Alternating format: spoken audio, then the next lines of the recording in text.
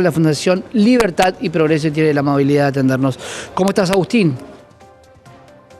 Muy bien, buenas tardes, gracias por la llamada, un gustazo. Por favor, hemos compartido algunos sets en otros programas también económicos, una palabra muy autorizada para entender esto y para explicarnos cuáles son los alcances en la economía con este rechazo del DNU, si también se da en diputados. ¿Qué se pierde en esta nueva idea de las bases para la liberación de la Argentina si el DNU no es aprobado?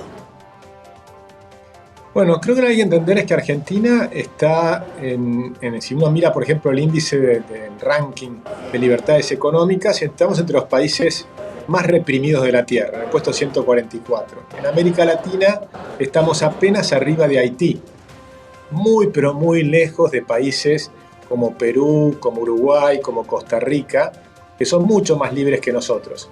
El DNU era un inicio de cambio hacia ese lugar. Y si tomamos, nosotros hicimos un informe en la Fundación Libertad y Progreso que tomando el DNU más la ley bases original y suponiendo que el programa de transición que está haciendo Caputo hacia, digamos, liberar el tipo de cambio, hacia salir del cepo y termine eso, para fin de año podríamos escalar 90 posiciones en los índices de libertades económicas. Pero eso nos ubicaría simplemente entre un país moderadamente libre, ni siquiera entre los países libres de la Tierra. Pero hoy estamos entre los países más reprimidos. Si no se hace la ley bases y se va de marcha atrás con el DNU, lo que ocurre es que seguimos siendo el país de siempre, un país en decadencia, un país donde sube la pobreza, un país donde continúa la crisis. Por supuesto, con una ventaja que el presidente Milei puede sí mantener la caja con déficit cero. Y eso le da un grado de certidumbre mucho mayor a los gobiernos anteriores. Y por eso ves que, a pesar de lo que ocurrió esta semana en el Senado, los precios de los bonos se mantienen, lo cual es un poco sorprendente, pero creo que es la confianza que ha inspirado en el mercado al hacer un ajuste tan duro como el que está haciendo desde el primer mes de gobierno. Agustín, el presidente Javier Milei tiene una especialidad que él la recalca mucho, que es especialista en crecimiento económico con y sin dinero. Hoy es una de las grandes pruebas que él tiene para hacer, porque la verdad que la situación económica de la Argentina y de cada uno de nosotros cada vez es peor, no por una cuestión directamente del presidente Javier Milei, pero sí por una cuestión de inercia que traía la inflación. ¿Qué podía hacer el DNU con los grandes flagelos que tiene la Argentina, que todos ya los tenemos identificados, como son la inflación, la coparticipación federal, algo que se empezó a discutir porque, claro, todos creíamos que un presidente que no tenía gobernadores con los cuales dependía podía tomar una nueva idea de repartir las cartas? ¿Qué va a pasar con esos puntos si no se aprueba el DNU? ¿Irá como ley separada? ¿Va a empezar a desglosarse todo el DNU en diferentes tipos de leyes? Bueno, vamos a ver, todavía falta lo que ocurre en diputados. Recordemos que en diputados hubo 144 diputados, que son el 56%, que aprobaron en general la ley base. Claro. Entonces se me ocurre que con esto es una buena cantidad de diputados que podrían perfectamente mantener el DNU en vigencia. Recordemos que el DNU está en vigencia porque no alcanza que el Senado lo haya rechazado, ¿no? O sea que eso mantiene su vigencia, pero sí es muy importante que se continúen las reformas. Por ejemplo, más allá de que sea experto en hacer crecer un país con o sin dinero, la realidad es que necesitas hacer transformaciones. Entonces, por un lado, el Banco Central, eso sí tiene el control de cómo ir manejándolo. Uno ve cómo están recomponiendo las reservas, que recuperaron 10.000 millones de dólares. Empieza a haber una situación de mayor control sobre todo ese descalabro descomunal que había en el Banco Central y en el déficit fiscal, ¿no? Que es la consecuencia también del otro lado, que logró bajar a cero el déficit fiscal. Pero para que la economía crezca, para que la recuperación sea rápida, sea en V, como nosotros veníamos esperando, necesitas otras cosas. Necesitas, por ejemplo, que Argentina pueda producir minería, que pueda invertir en vaca muerta. Hay 3 yacimientos mineros que nada más que en cobre podrías invertir 30.000 millones de dólares, que significa hacer ciudades nuevas.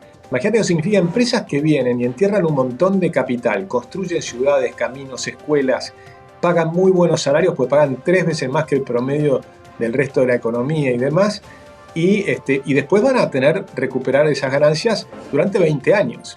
Ahora, esa inversión inicial, ¿no? Durante 20 años. Ahí Con lo cual claro, necesitan reglas de juego claras. ese Y eso punto. es lo que les tiene que dar Ese la punto, política. claro, Agustín, pero ese punto, ¿no? Porque siempre se compara a la minería con lo que pasa con el oro, en el caso de las empresas que explotan el oro en la Argentina, que obviamente ya no es que hay una mina de oro, sino que hay que lavar una montaña, hay que tener mucha tecnología para poder encontrar oro, porque ya no hay solamente en superficie.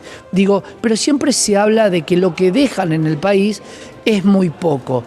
¿Va a pasar lo mismo con el cobre? Hay mucha gente que tiene ese miedo de que pase lo mismo con los grandes recursos que tiene la Argentina por no tener esta tecnología y por no avanzar en nuestra propia desarrollo de estas actividades.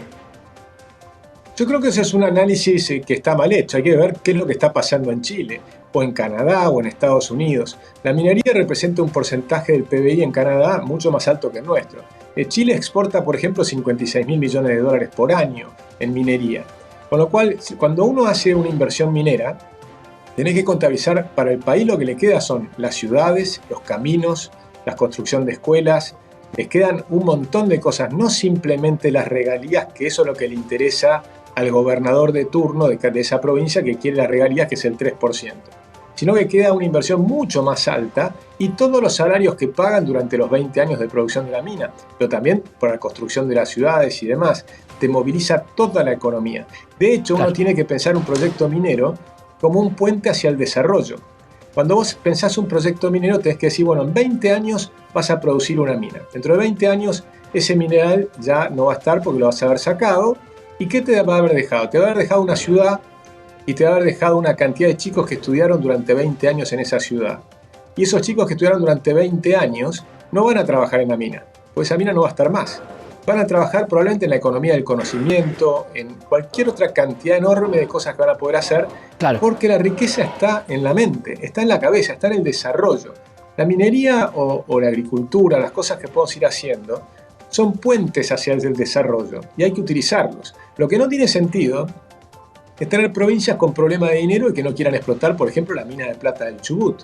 O, por ejemplo, que en Catamarca la Corte Suprema de esa provincia haya frenado una mina. Frenar una mina implica frenar no solo esa mina, sino frenar las inversiones. Claro. Y las inversiones son las que te generan el desarrollo de los países. Aumentás, crece la torta de la riqueza y parte de eso se van impuestos, parte se van regalías, parte de demás, y le llega al gobierno. Pero no solo lo que le llega al gobierno, sino lo que produce como en la cantidad de crecimiento de la riqueza total del sector privado, que es mucho más importante que lo que se queda el gobierno. Hablando de provincias, y con esto quiero que cerremos porque sabemos que tenemos poco tiempo, quiero saber qué le pasa al pacto del 25 de mayo con esta forma donde los gobernadores también intercedieron un poco con seguramente sus representantes legislativos. ¿Cómo ves esa situación de cara al pacto del 25 de mayo? ¿Se podrá llegar a ese acuerdo? Bueno, fue interesante la declaración de varios gobernadores radicales que se separan de lo que hizo Lustó, ¿no? Y que dicen que ellos sí están pensando que hay que tener un diálogo para ser un país mucho más moderno del que teníamos. Es decir, hay que comprender que Argentina está muy lejos de ser un país normal. O sea, nosotros tenemos que tener sentido común, volver a ser un país normal. Olvídate de la estridencia de decir que vamos a ser el más libre de toda la Tierra. Bueno, ponele que no, pero tenemos que llegar a ser un país normal. Hay 30 países que están entre los países que son mayormente libres en la Tierra. No son perfectamente libres, son los mayormente libres. Ahí están todos los países desarrollados. Entonces, el pacto que está proponiendo Javier Milei nos llevaría a ser probablemente el más libre de toda la Tierra. Pero suponte que no lleguemos a ese nivel, pero lo que sí es importante es que por lo menos haya transformaciones en esa dirección. O sea, la cantidad que tenemos que cambiar en Argentina es inmensa, la transformación que tenemos que hacer es gigantesca. Somos un país absolutamente reprimido. Tenemos el número 1 en el ranking del Banco Mundial de lo mal que tratamos a las empresas en el país con respecto al tema impositivo, por ejemplo. Nadie les cobra tantos impuestos. Tenemos 160 impuestos diferentes que hay que transformar. Es decir, la transformación que hay que hacer es gigantesca. Yo lo que me encantaría ver es que la clase política logre empezar a hacer por lo menos una parte de esa transformación, y yo creo que ahí sí vas a tener un shock de confianza enorme porque si a esta altura los bonos mejoran a pesar de lo que está haciendo el Congreso, imagínate si los gobernadores y el Congreso apoyan una transformación, obviamente ahí sí van a empezar a venir muchas más inversiones del exterior. Un punto que te escuchaba y pensaba, ¿no? Un país libre, pero un país pobre, porque la libertad va a recuperar a toda la gente que hoy está en la pobreza.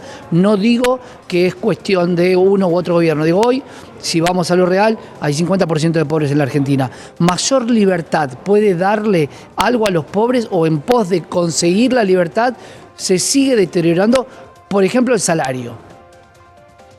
No, es que justamente yo me dedico, hace 20 años que me dedico a explicar que la forma de eliminar la pobreza es aumentar la libertad, no hay otra. O sea, es que en Estados Unidos, cuando empezó la guerra contra la pobreza, ahí empezó a aumentar la pobreza.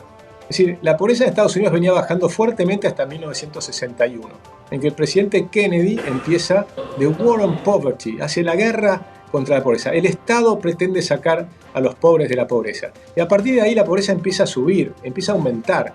En cambio, cuando no se metía el Estado, la pobreza bajaba. Porque lo que te hace salir de la pobreza es crear riqueza. Lo importante es la creación de riqueza. Cuando vos tenés un país donde llegan miles y miles y miles de millones de dólares de inversiones y te crean ciudades nuevas, tenés que contratar un montón de gente y pagarles buenos salarios. Pero además al tomar gente que empieza a trabajar allí, entonces hay más demanda de trabajo y eso aumenta los salarios del resto de la población. Es muy fácil demostrar que a mayor cantidad de capital que tiene un país, mayores son los salarios. No hay otra. La única salida es esa y está muy claro, por ejemplo, el caso de Irlanda, que pasó a ser de un país más pobre que Argentina, hizo una transformación hacia la libertad enorme y hoy está entre los 4 países más libres de la Tierra. Y en 40 años, no solo que nos superó la Argentina y nos pasó por 5 veces, sino que superó a Estados Unidos. Hoy Irlanda es más rica que Estados Unidos. O sea, el ciudadano medio de Irlanda es más rico que el ciudadano medio de Estados Unidos. Ese es el poder tremendo que tiene la libertad para eliminar la pobreza. Esperemos que esto sea así. Esto es un experimento para la Argentina. Claramente nunca ha tenido una posición tan liberal o tan libertaria. Esperemos que la empecemos a ver, Agustín, como se está diciendo. La tuvimos hace